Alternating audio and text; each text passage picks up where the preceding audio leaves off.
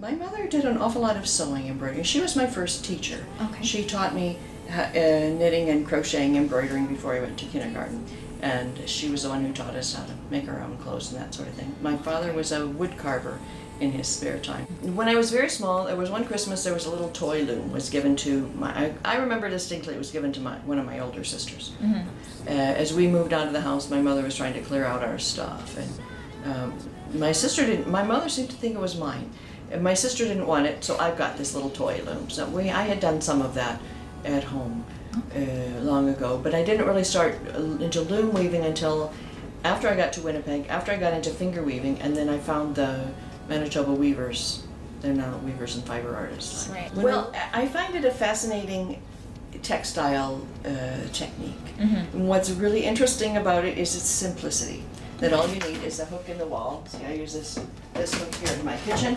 You don't need any fancy frame tools, whatever. Mm-hmm. Just an attachment point. You can use the back of a chair and your strings, and there you go.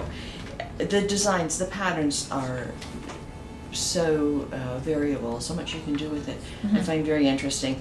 The other thing is that the niche that I have found in the community here, when we moved to Winnipeg, Richard wanted a French community, moved to St. Boniface, and I thought, okay, well, I will assimilate into the community, and that's easier said than done. But in many ways, a lot of people call me the sash weaver. Mm-hmm. It's the spot that I found that's been given to me, Mm-hmm. and that's really special to me. I wouldn't just be a nurse. That just Right. I had to have something else always on the side doing. It's the way I center myself. Mm-hmm. It's the way I relate to the world. It's it's hard to put into words, but I have to do it. Right. And I'm happy when I'm doing it. And I'm really crabby when I'm not. There's really something missing when I'm not, Mm-hmm. when I don't have some kind of project on. Okay.